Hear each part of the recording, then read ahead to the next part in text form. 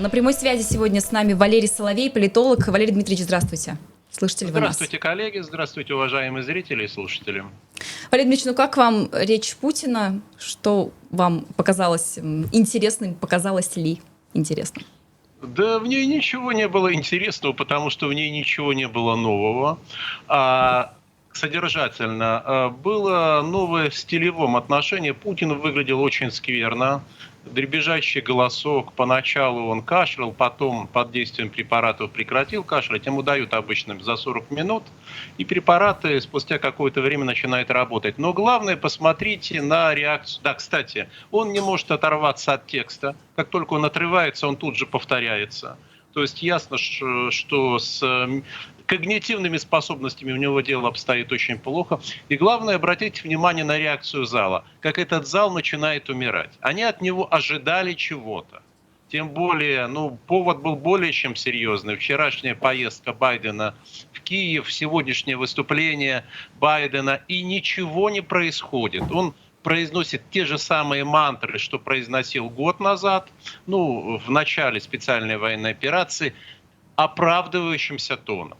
Это любимый трюк российской пропаганды. Нас вынудили, нас заставили. Я это помню со времен советского вторжения в Афганистан. Что если бы мы не ввели войска 25 декабря, уже 30-го там бы стояли натовские ракеты, нацеленные на города Советского Союза.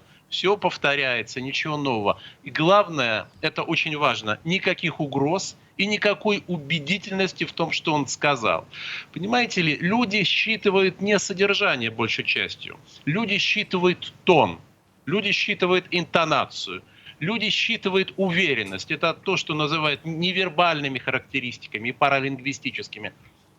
Путин — это сейчас одна сплошная неуверенность в самом себе. Я не исключаю, что в конце он что-то произнесет. Я не знаю, что. Наверное, если бы он сказал, что он обратится к нации, скажем, 24 февраля, это был бы некий намек. Но пока что, судя по тому, что я наблюдал, и судя по моей коммуникации, по общению через телеграм-канал с другими наблюдателями, в том числе работающими на правительство, это не просто разочарование, они считают, что его подставили. Мне так и написали. Его что, специально вывели, чтобы показать неадекватность? Это человек, который работает, в общем, на власть, мне написал. Вы понимаете, какое впечатление складывается у тех, кто более или менее в теме. Конечно, там пропаганда все это раскачает, она сможет подать, препарировать. Люди же не смотрят целиком выступления. Им покажут какие-то наиболее выигрышные моменты. Но в целом это выглядит пока что, на сегодняшний момент, на сегодняшнюю секунду, крайне неубедительно, крайне слабо и разочаровывающе для российской элиты. Очень разочаровывающе. Коллеги? А визит Байдена, вчерашний визит Байдена в Киев, я слышал такую точку зрения, что он обнулил предстоящую речь Путина, потому что Байден его переиграл, и Запад его переиграл. То есть ответить Владимиру Путину на этот визит нечем. Согласны ли вы с этим? Нет, было чем ответить. Хотя с пиаровской точки зрения Байден находится в более сильной позиции. Он создал фон, на котором окажется Путин, и Байден выступает после Путина. То есть это более выигрышная позиция. Но это означало бы, что Путину надо было бы изменить, наверное, содержание своего послания, предложить некие оригинальные сильные ходы. Возможно, встать неожиданно для всех на позицию здравомыслия. Возможно, протянуть пальмовую ветвь. Пусть даже в другой руке, которая скрывается за спиной, был бы зажат кинжал. Но сделать то и сказать то, чего от него никто не ожидал. В принципе, он это умеет. Он умеет это. Но, видимо, его мозг, его сознание, едва рдеющее, заточено на продолжение того, что было начато, наследование по пути инерции. И это как раз и вызывает разочарование, обиду и, я бы сказал, крайнее недовольство российской элиты. Именно это. Да. Коллеги? Все-таки почему к этой речи было приковано так много внимания? Даже вот Песков сегодня заявил о том, что эту речь будут обсуждать во всем мире. Конечно, мы еще не услышали финал, и тревожно в любом случае его слышать сейчас, но так или иначе мы понимаем, что большинство из того, что он сказал, было направлено как раз на такой внутренний рынок. Ну, единственное, что может быть про англиканскую церковь и гендерно-нейтрального бога, вообще довольно много было посвящено религии и традиционным ценностям. Это уже по классике со стороны Владимира Путина все эти высказывания. На ваш взгляд, а что должны обсуждать во всем мире? Вот то, о чем сказал Песков в своем анонсе.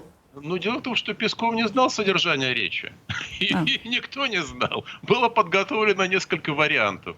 Я вот вчера делал обзор на своем канале. Я сказал, что есть 3 варианта. Первый – это ужас-ужас.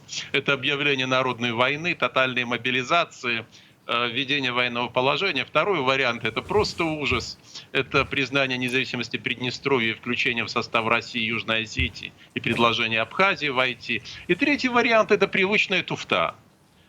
Потому что до сих пор лишь одно президентское послание действительно было важным. Это послание января 2020 года, когда он объявил об изменении Конституции, конституционной реформе. Все остальные послания, насколько я помню, были более чем проходными.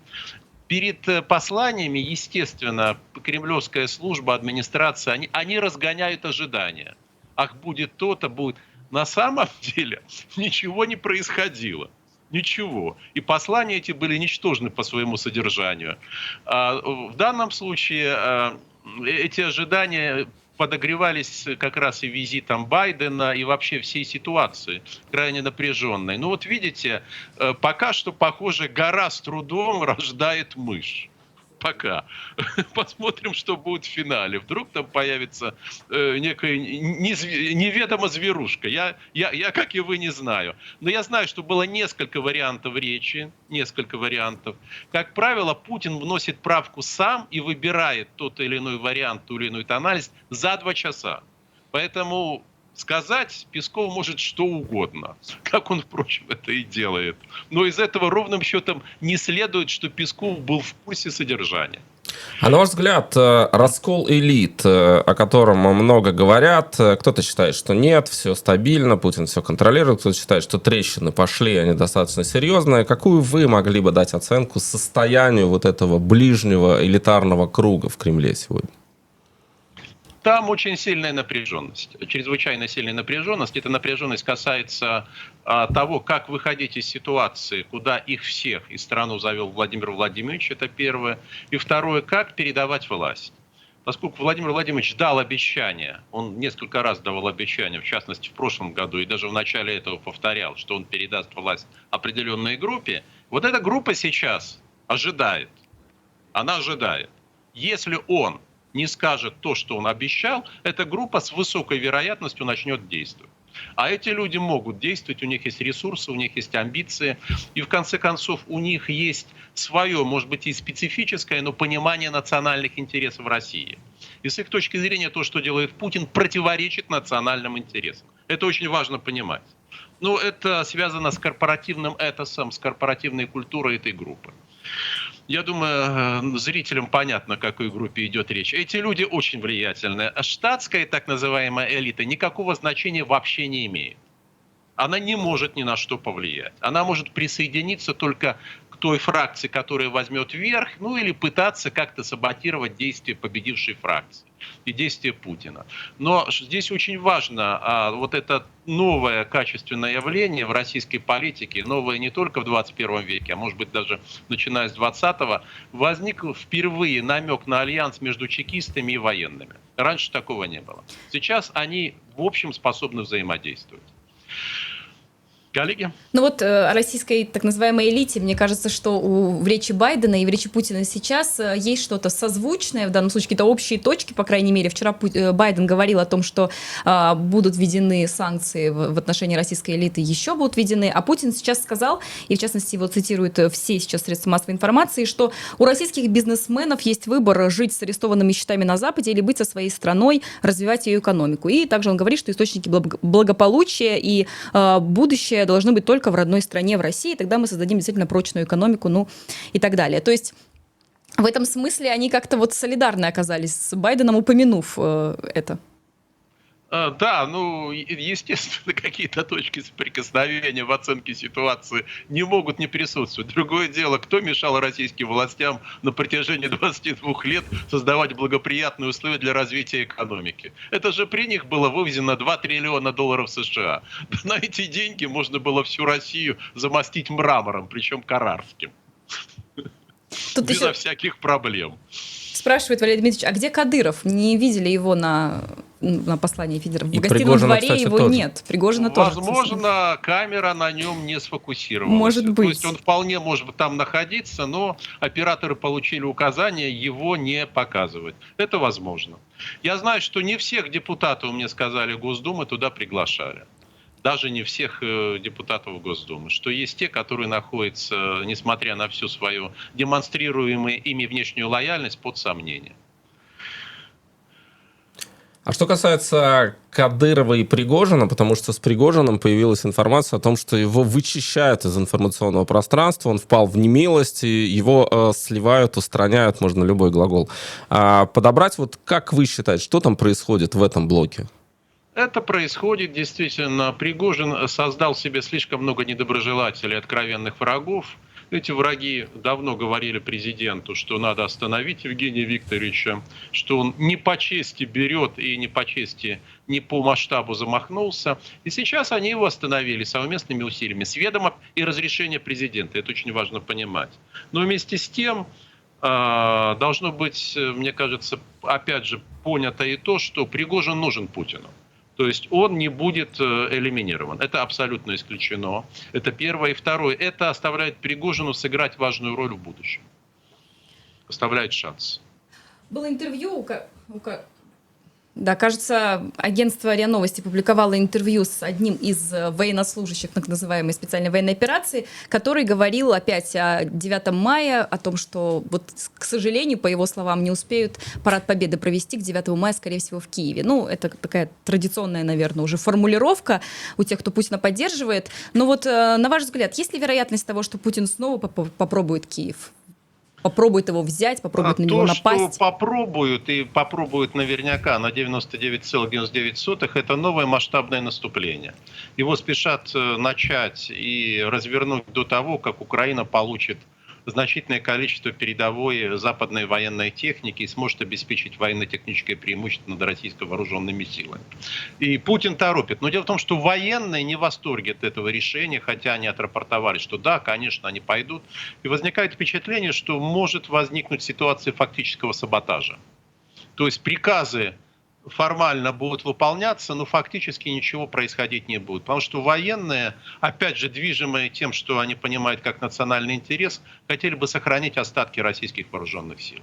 Они понимают, что сжечь их можно будет в ближайший месяц очень просто, а вот восстановить будет чрезвычайно сложно. Включая и хиленькую техническую базу, в основном советского наследства, которое остается.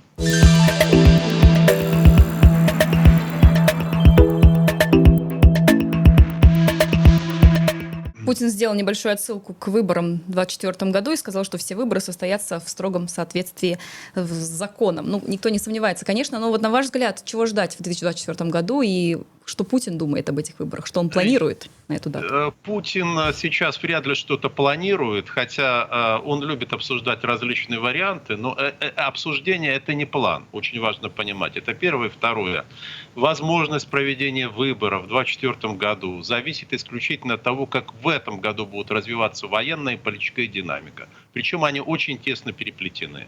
То есть неудачная военная динамика для России, это весьма вероятно, даст очень мощный толчок политическим пертурбациям.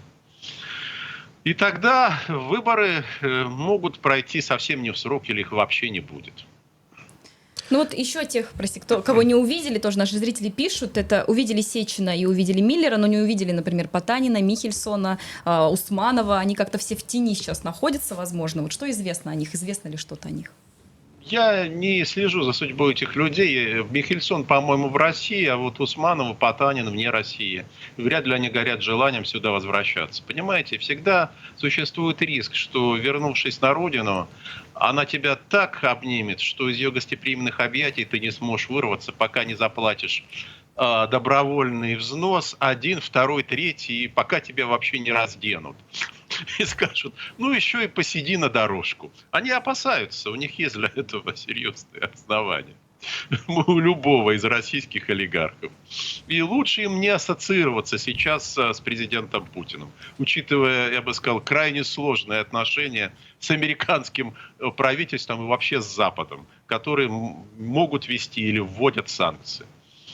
А Путин внутри окружения уже ассоциируется с неудачником? То есть он уже лузер или еще все-таки не сформировался такой образ российского президента? Ассоциируется, да. Он однозначно токсичные активы и лузер. Другое дело, что, конечно, публично и даже в узких компаниях об этом вслух не говорят.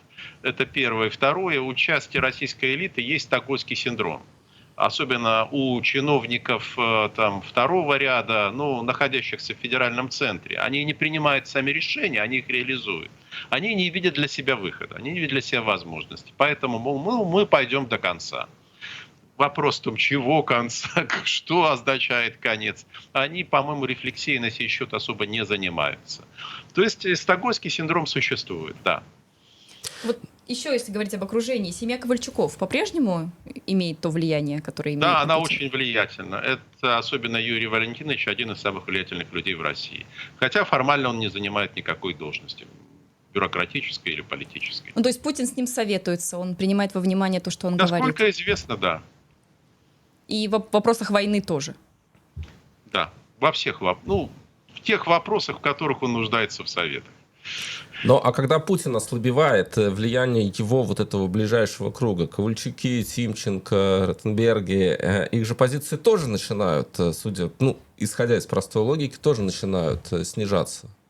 Или нет? Или там по-другому все работает? Это бы произошло, если бы Путин ослабел драматически. Пока он контролирует ситуацию. Надо отдавать себе в этом отчет.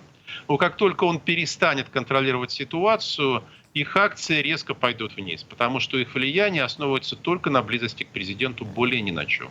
У них нет собственной институциональной основы.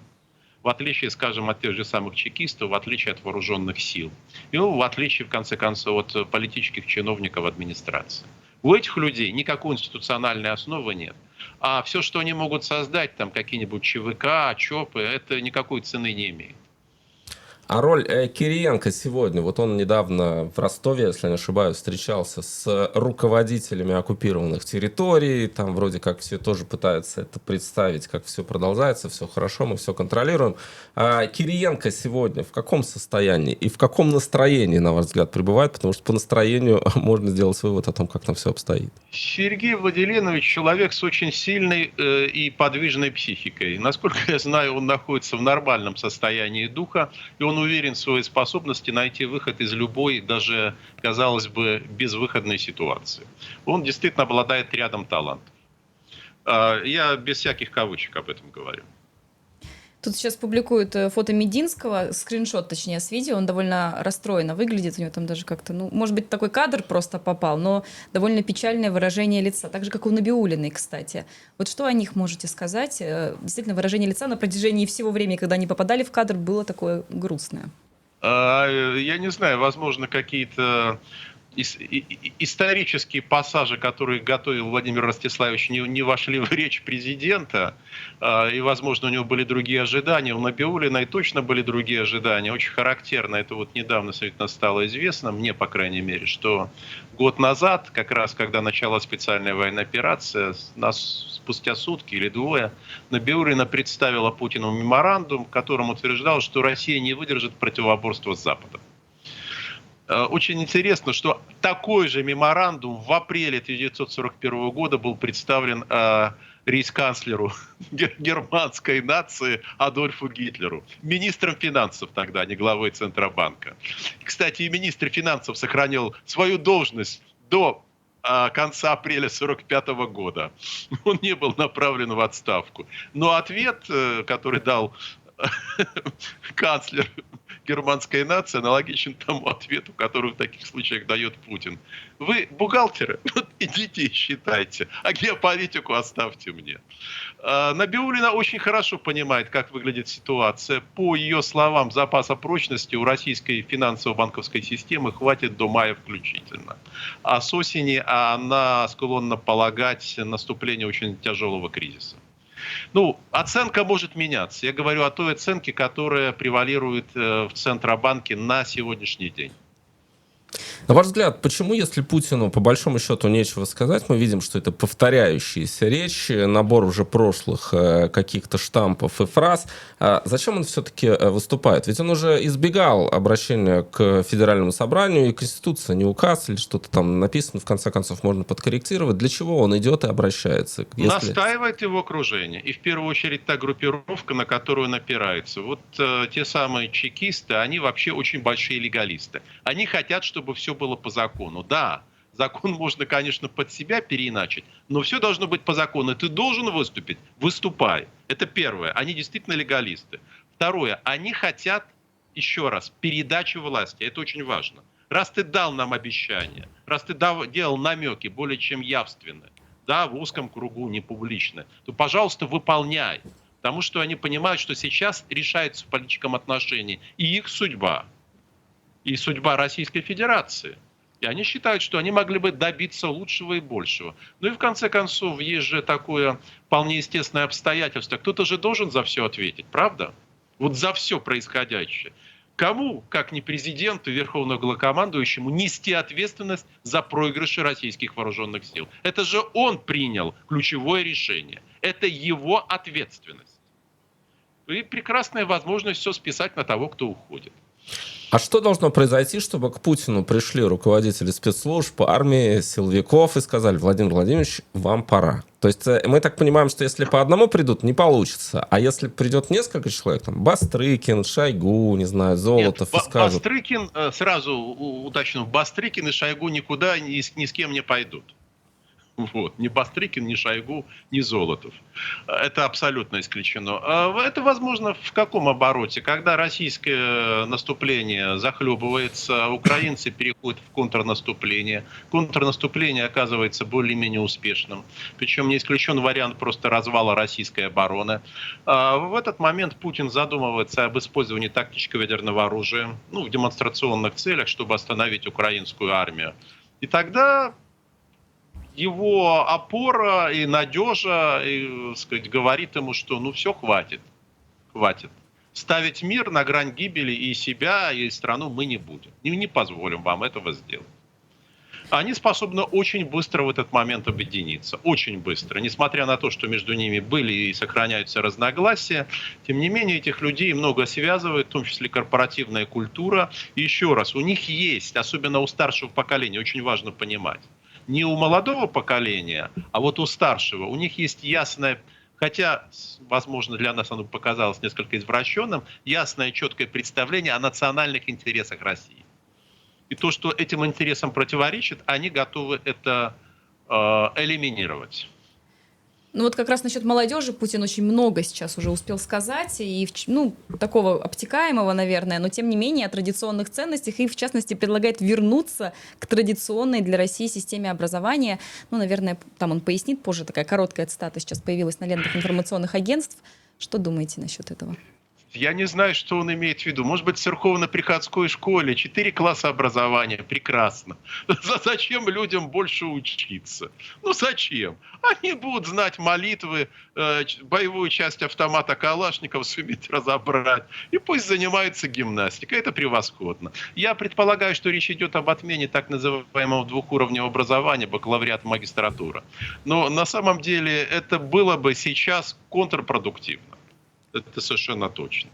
Уж в свое время ввели, и сейчас, знаете, вот это вот откатывание назад, это просто все равно, что ломать через колено. То есть негативные последствия значительно будут превосходить все плюсы. Что еще он имел в виду? Наверное, Владимир Ростиславович Мединский расшифрует, что такое традиционное российское отечественное образование. Вернуть профессионалитет, предлагает Путин. Предлагает срок обучения от 4 до 6 лет. срок обучения где? Ну, наверное, речь идет о том, что после 8 класса, а возможно даже раньше, вот были такие фабрично-заводские училища до советских техникумов, которые потом превратились в колледжи. Ну, почти как в Оксфорде, короче. Значит, видимо, вернуть систему вот этого фабрично-заводского образования, потому что, как выяснилось, рабочих нет. Не просто квалифицированных, а вообще рабочих не хватает. Инженерно-технических работников, классных инженеров вообще, как говорят на Украине, обмаль. Их всего ничего, острейший дефицит. Но дело в том, что для того, чтобы это все осуществить, требуется не годы, а десятилетия. Это даст эффект только спустя одно поколение. Это первое. Второе. Это означает, что надо полностью менять экономическую политику. То есть переходить к реиндустриализации. Ну там, где это вообще возможно. Заниматься индустриализацией, восстановлением машиностроения. Опять же, это невозможно сделать быстро. И возможно сделать только, видимо, в ограниченных сегментах российской промышленности. Скорее всего. Поэтому это, знаете, такое потакание неким общественным ожиданиям, которые носят неоправданный характер и никогда не были основательны. И поздно. Главное, это, как любили говорить современники о российских царях, особенно Николае II, слишком мало и слишком поздно. Понимаете, все это делается поздно. Даже не делается, провозглашается. Если бы это было сказано в 2003 году и были предприняты некоторые шаги, ну, наверное, тогда всего того, что мы сейчас наблюдаем, просто бы не было. Скорее всего. Но все хорошо вовремя. А правильное решение, принятое с запозданием, является ошибочным. Ну вот еще цитирует как раз Путина. Титулы графов, пэров, мэров тут не помогут абсолютно. Путин о российских бизнесменах и о возможности выбора, который есть у них. Хочу продолжить эту цитату. А как же дети вождей и приближенных? Потому что, судя по всему, они как раз стараются избегать и военной операции, и специальной военной операции. Вот чем дальше от фронта, тем лучше. И вот у Газманова спросили, а почему его сын не на фронте? Он сказал, что у него нет навыков, он поет, и пусть поет. Ну, пусть поет, сказать, во фронтовом хоре песни и пляски, почему бы и нет. И на передовой воодушевляет бойцов. Дело в том, что сам Владимир Владимирович, когда была объявлена частичная мобилизация, дал указание в другой же день, что детей российской элиты не трогать. Не привлекать, не вовлекать. Так что они пользуются иммунитетом. Это первое. И второе, ну, здесь работает классический принцип, сформулированный в знаменитом романе, в повести, прошу прощения. Все звери равны, но некоторые из этих зверей равнее других. Этих зверей мы видим. Ну, и этих животных. Ну, Да. кстати, дети, конечно, не отвечают за отцов, и сын за отца не отвечает, но, тем не менее, обсуждение, которое сейчас ведется, например, сын Соловьева и его работа в Лондоне моделью, да, нормальная абсолютно в плане западного понимания работы, но, тем не менее, Владимир Соловьев же выступает против такого, и как вот ему с этим живется? Некомфортно ли, когда он Действительно, дети за родителей не отвечают, но если господин Соловьев не очурался оскорбительных, хамских формулировок в адрес других людей, он действительно рупор самой разнузданной, циничной и грязной пропаганды, то что же он тогда не рассчитывает на взаимность? Какую меру вы меряете, такую вам отмерено будет. Это вполне естественно. Как только находится слабое место, будут бить наотмашь. И хорошо, это пока все в информационном поле. Ведь рано или поздно это перейдет в правовую плоскость. Плоскость уголовных преследований. Что там масса статей напрашивается. Даже по российскому законодательству. А учитывая, как работает российский суд, скорый и неправый, и неправедный, да, ну, ничего хорошего ожидать не приходится. Повезет тем, кто успел бы до какого-то международного суда добежать. Но немногие поспеют. То есть Владимиру Рудольфовичу можно начинать нервничать, да? Его ждет достаточно Да он жесткий давно стиль. нервничает. Он давно нервничает. Это совершенно очевидно. Посмотрите, как он спал с лица и похудел. Ну, может, на диете? Нет? Да, нервы способствуют, да. Это лучшая диета. Сжигают калории. Постоянное чувство страха. Ну вот о пропаганде еще хочу вас спросить. Недавняя речь Алины Кабаевой, в которой она сравнила пропаганду или информационные силы с автоматом Калашникова. Наверное, сложно не согласиться с этим сравнением. Кстати, Алины Кабаевой что-то не видно на послании президента Путина. Возможно, ее как раз не показывают по каким-то причинам, а может быть, ее там и нет, не знаю, возможно, вам это известно. Какова вообще ее роль сейчас? Ну, ее роль, поскольку она жена Владимира Владимировича, значительно, она может оказывать какое-то влияние. И она его оказывает. В каких вопросах, я не знаю. Но да, она способна это влияние оказать. Это первое. И второе. Ее публичные появления вызваны тем, что она говорила ему, что она хотела бы показываться на людях. Она не хочет прятаться, что она, в общем, молодая, привлекательная женщина, чувствующая в себе силы, в том числе и для публичной общественной деятельности. Ну, она этой деятельностью отчасти и занимается, патронируя гимнастику. То есть это такие капризы Кабаевой, можно это так описать? Ну, это не капризы, я бы сказал, это реализация человека, самореализация. Это вполне естественно. Она действительно была очень талантливой гимнасткой, она в этом прекрасно разбирается. Она, кстати, много сделала для развития гимнастики. Да, я понимаю, что это такое верховное покровительство, но объективно она ей способствовала, гимнастике, развитию. Это ее заслуга. Вот Путин много сейчас говорит о патриотическом воспитании, в том числе, если говорить об его отношении с близкими и детьми, говорить об его отношениях с внуками, вообще известно ли что-то об этом? Как он проводит время вне Кремля, в своих резиденциях, бункерах, возможно? С внуками встречается вообще? Да, с детьми. У него маленькие дети. У него же 3 маленьких детей. Старший из них в школу ходит, а младший еще нет, насколько я знаю.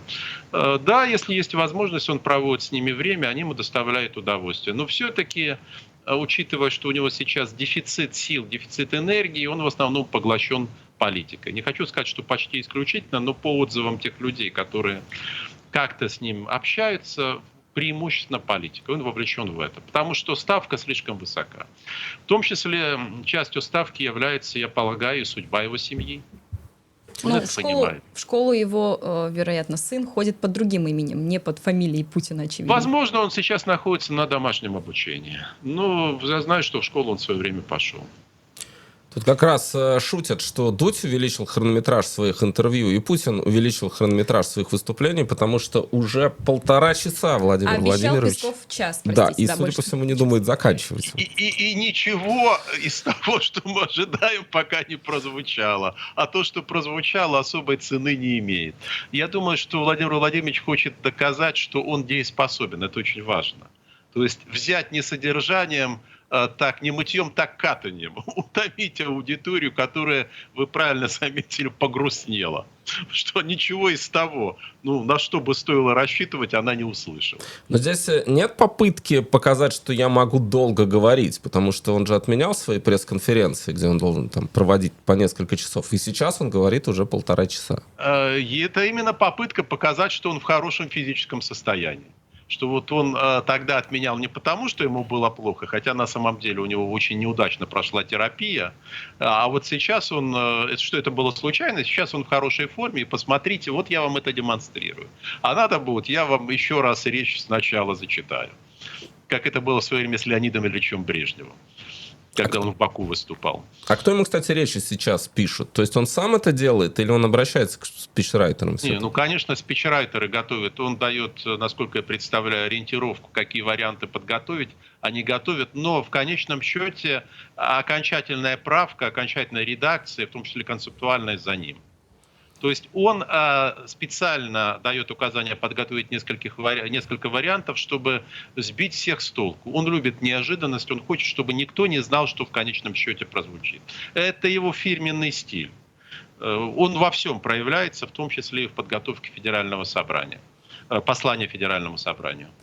Ну вот мы говорили о тех, кто погрустнел, но вот вчера появилась фотография Ивана Урганта в его инстаграме, и тоже на нее обратили внимание в контексте ожидания предстоящего послания Путина, и, судя по всему, он оказался в студии вечернего Урганта и как бы намекнул, что вот он сказал, что люблю, когда вся команда в сборе, сзади было пусто, в твоей традиционной манере, такой ироничный Ургант написал пост, и при этом как бы намекнул, что вечерний Ургант может возобновить свое вещание, развлекательные программы могут вернуться, и вот еще даже шутили в комментариях, что именно об этом и объявит Путин в своем послании. Но, в частности, что касается того, что с Ургантом и что с различными развлекательными программами. Известно ли вам, Я не знаю, что с Ургантом. Эта часть российской жизни меня не очень занимает. Ценя талант Урганта, я могу признаться, я никогда ни одной его передачи не видел. Никогда ни одной. И особого желания не испытывал. Но это просто не соответствует моим интересам. Вот и все. Что не означает, что я как-то дурно отношусь к этим передачам или к нему. Хотя я признаю, вот его выступления в каких-то ток-шоу, они указывают на то, что это, безусловно, талантливый человек. В этом у меня сомнений нет. А это зависит уже от официальной политики, потому что нельзя же людей все время накачивать пропагандой. Надо давать им возможность отдохнуть, развлечься. И если найдут какой-то компромисс с Ургантом, или он найдет какой-то компромисс с властью, ну почему бы не вернуть его? Посмотрим. Ну, все равно часть аудитории, имеется в виду так называемая турбопатриотическая аудитория, будут проклинать Урганта, будут требовать, чтобы тех, кто публично не подтвердил лояльность специальной военной операции, убрали, сняли, наказали тем или иным образом. И я не загадываю.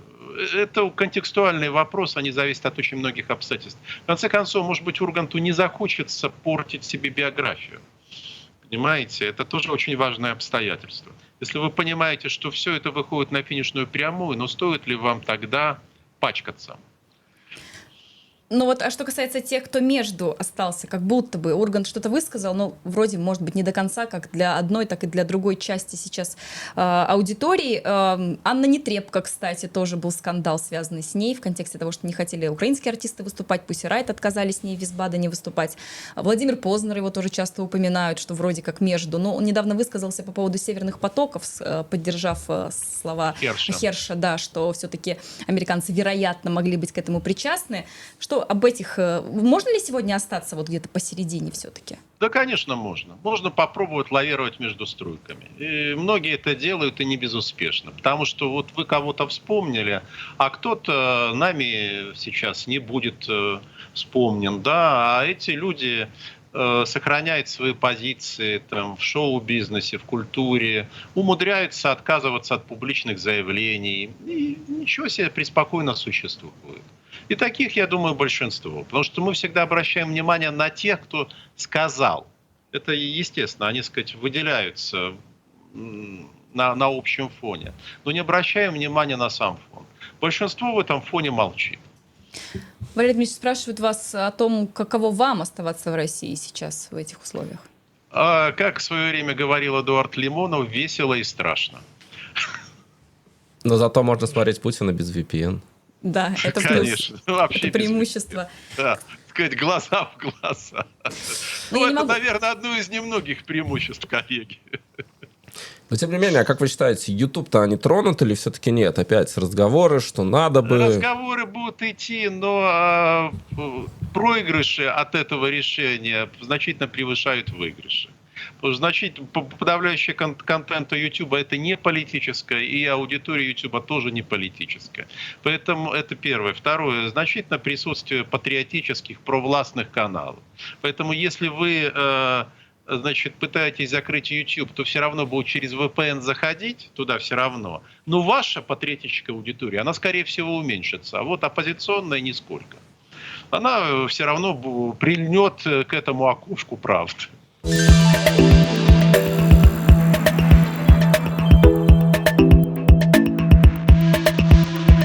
А вот работа с молодежью, потому что, ну, во время Суркова все-таки были наши там какие-то проекты, мобилизовали молодых людей, делали их комиссарами, ну, что-то там происходило. Сейчас у Кремля, судя по всему, нет молодежной политики, вовлечения вот этих слоев общества в ту концепцию, которую пытается Кремль реализовать. Я думаю, что есть, но она просто рассматривается в контексте как раз агитационно-пропагандистской работы, связанной с СВО. Курирует ее, по-моему, по-прежнему Кириенко. И я думаю, что вот на это все направлено, что надо демонстрировать лояльность молодежи, сказать, вовлекать ее в некие инициативы по поддержке СВО, которые будут называть социально значимые. Это общая стратегия. То есть вовлекать все слои общества, в том числе молодежь. Я думаю, что на какую-то специальную молодежную политику не остается времени и ресурсов. Ну вот специфицированно. Кстати, хотим пригласить всех наших зрителей подписаться на наш Телеграм. Ссылка закреплена в нашем чате. Если подпишетесь прямо сейчас, поставьте плюсик, мы это увидим. Не забывайте ставить лайки, чтобы алгоритмы Ютуба тоже поработали и порекомендовали нас, в том числе российским зрителям. Так что делайте это. Владимир Путин тем временем «Эхо Новости» передает, обвинил Запад в причастности к попыткам Украины нанести удары по базам стратегической авиации. И по его словам, беспилотники были модернизированы при участии натовских специалистов. То есть к финалу движемся речью уже, судя по всему. Ну, главное, что прозвучит в финале, какие фразы. Или Родина в опасности, и мы все равно, так сказать, война до победного конца нам нужна, да, война с НАТО тогда уже. Наверное, так это должно звучать. И тогда какие-то шаги. Или я вам все расскажу подробнее, обращусь к нации 24 февраля. Ну, похоже, что физических сил уже на второе выступление не хватит. Ну, вот Это не так просто. Хотя к нации можно и недолго обращаться. А имеет ли смысл говорить о том, о чем Путин говорит, вот там мы увеличим какие-то пособия, что-то дадим детям и так далее, если он решил объявить войну НАТО, допустим? Ну, такой. И потом, мы наносим ядерную. Это только с точки зрения какой-то формальной экономической логики выглядит противоречием. Вообще же человеческое сознание, любое, оно шизофренично. Поэтому вещи, которые формально логически не стыкуются, на самом деле благодаря пропаганде успешно проглатывается, и люди выхватывают то, что соответствует их устремлению, их настрою, их желаниям. Так называемый эффект предвзятого подтверждения. Вы послушаете 1,5 часа, ну вот не вы, да, у вас профессионально отточенный взгляд, а кто-то, и он выхватит только, допустим, 2 фразы о том, что мы создадим фонд помощи, что каждой семье должен быть прикреплен ответственный человек, и скажет, ну вот замечательно, это то, чего мы ожидали. Все остальное будет пропущено мимо ушей. Так устроены люди. Сообщается сейчас, что Россия приостанавливает свое участие в договоре с СВН. Подожди, сейчас. Стратегически наступательных вооружениях. Вот Путин только что заявил. Этого как раз стоило ожидать. Это вот одна из угроз. Это намек на то, что ядерное оружие мы готовы расчехлить. Это естественно. Совершенно естественно. То есть это мы уже переходим к неким таким важным заявлениям в рамках этого длинного выступления. Да, я бы сказал, далеко идущим намеком. В зале при этом идут аплодисменты на это заявление Владимира Путина. В данный момент, прямо сейчас, вот я просто параллельно слежу за тем, аплодисменты в зале и внутренние рыдания. Ну, кстати, а что это означает, вот приостановка участия России в договоре о СНВ? Это приостановка консультации, это выход, там, значит, консультации же идут по модификации договора. Это выход из всех ограничений. Но вопрос-то в том, что практически можно сделать. Ядерный щит Родины, ядерный меч Родины не в самом лучшем состоянии находится. Ну, Путин сказал, на 91% все в порядке, на 91%. На самом деле он преувеличил ровно в 3,5 раза. Ага, то есть получается, что запас прочности не очень. Да, даже 4. Да. Но того, что есть, того, что в хорошем, приличном состоянии, более чем достаточно. Но это скорее пока риторика. Это риторика. Потому что надо смотреть, будет ли она и какими практическими шагами подкреплена.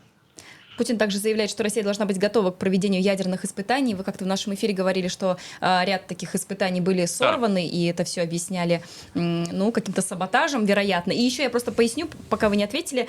Путин уточняет, что Россия не выходит из договора о СНВ, а приостанавливает свое участие. Ну вот видите, очень важно, уже мы на время замораживаем. Потом готовы вернуться, если Запад услышит, как это на языке дипломатов, нашу озабоченность, нашу боль.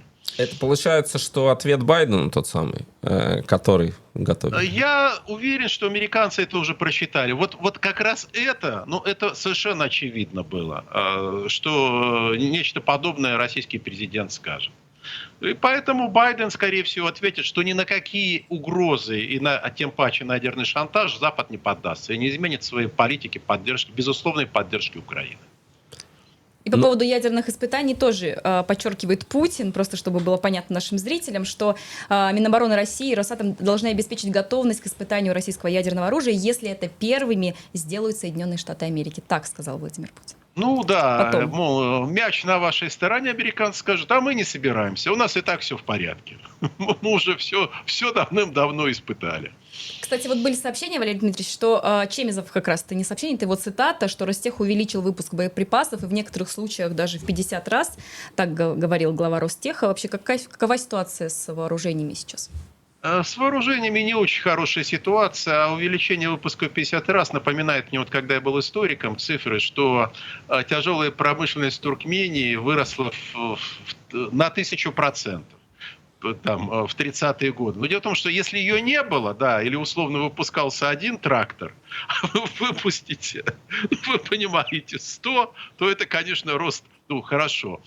Приведу пример. Это одна российская область. Это одна недалеко от Москвы. Значит, губернатор мне рассказывает, что мы увеличили выпуск такого-то технического изделия, сугубо мирного изделия, на 100%.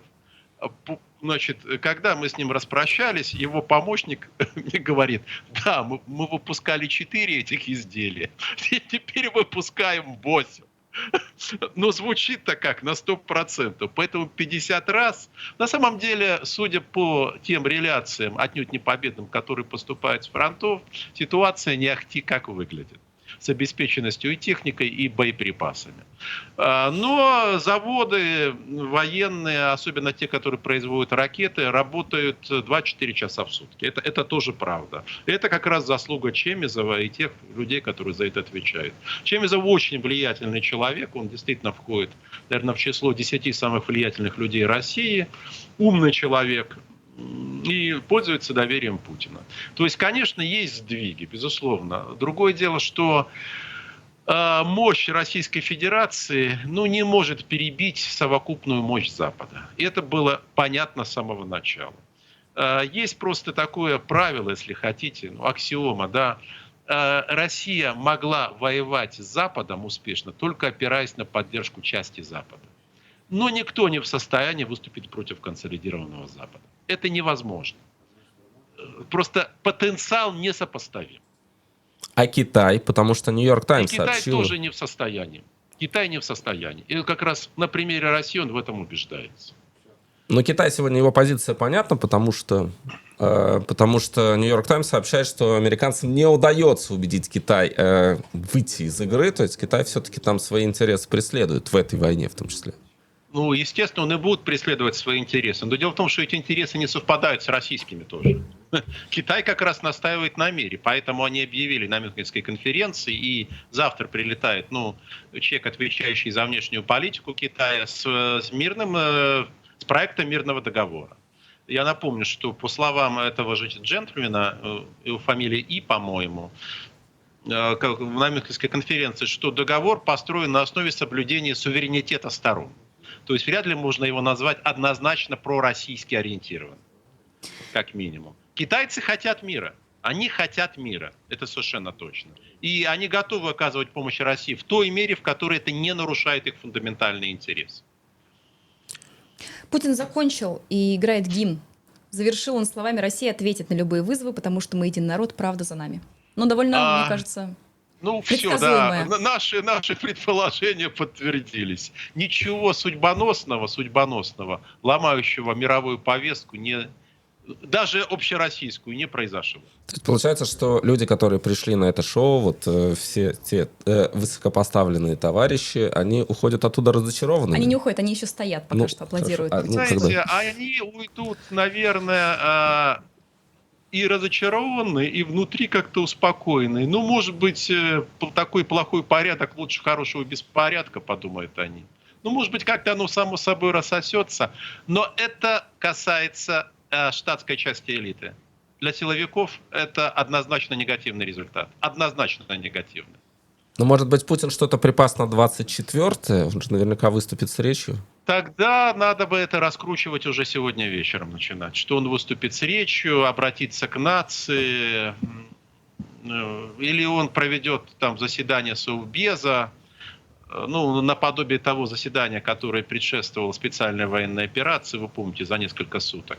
Но пока ничего в повестке нет информационной. Но мы понимаем, что безопасность Путина всегда осуществляется на высочайшем уровне, и сейчас мы можем судить, по крайней мере, кадры с улиц Москвы, где все было зачищено практически.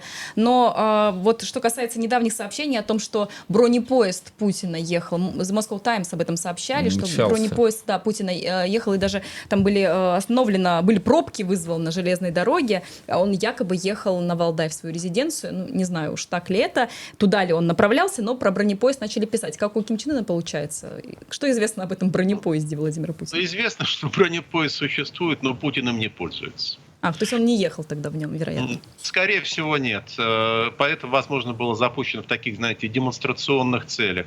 Семья его пользуется поездом, а он сам, говорят, практически в нем не бывает. Он предпочитает более быстрые средства передвижения. То есть на чем он летает на Валдай к себе в резиденцию? По всей видимости, да. Ну и в завершении также хочу еще вас спросить о том, в каком формате может Россия существовать после войны. Как вы это видите? Поскольку сейчас дискуссия об этом ведется, о том, вот закончится война и что дальше, какие вообще пути развития и сценарии есть в России? Знаете, я настроен оптимистично. Я ожидаю серьезных политических потрясений, но я не ожидаю, что эти потрясения приведут к расчленению России, к изменению территориальной конфигурации, ну, за исключением тех территорий, которые и так поставлены под сомнение. Все остальное останется в составе России, и я думаю, что Россия довольно быстро сможет при наличии некоторых условий выйти на кривую роста. Сначала восстановительного, а потом уже, собственно, роста на собственной основе. Более того, я могу сказать, что Запад к этому готов. И он не будет третировать Российскую Федерацию. Я знаю, что тот план мирного договора, ну, концептуально, который существует, он отнюдь не унизителен для России. И он не требует никаких политических уступок. Никаких. Что касается возможной эскалации, экспансии куда-то дальше, не рассматривается сейчас уже такой сценарий в Кремле? Это обсуждается, помилуйте, это обсуждается в направлении Молдовы, это обсуждается в отношении Грузии, это обсуждается в отношении кого угодно. Но дело в том, что одно дело обсуждать, а другое дело иметь хотя бы план. Потому что как только вопрос упирается в разработку плана, военные говорят, сил нет. Ну что, они, в общем, говорят правду. Вот. Поэтому обсуждать можно что угодно сейчас. И Владимир Владимирович, он богат по этой части. Он фонтанировал раньше, сейчас не знаю как, фонтанировал идеями. Некоторые из этих идей были очень даже, я бы сказал, качественные. Ну, может быть, мы их не всегда бы назвали человеколюбивыми, но, по крайней мере, они были оригинальными. И некоторые из них превратились в планы. Но часть планов реализовалась, а часть нет. И у него рядом находятся люди, которые готовы, в общем, облечь некоторые из его идей в вполне себе разумные планы. В частности, вот генерал Герасимов – это человек, которого можно назвать блестящим планировщиком. То есть он неспроста и возглавляет Генштаб, и руководит специальной военной операцией. Другое дело, что нельзя отыграть ситуацию назад. Ситуацию, которая сложилась не по вине Герасимова. Ну что ж, Валерий Дмитриевич, благодарим вас за то, что провели Спасибо это время вам. вместе с нами. Да, с вами было как-то спокойнее и нам, и нашим зрителям. Спасибо. Валерий Соловей был с нами на прямой связи. Всего доброго. Спасибо, всего хорошего.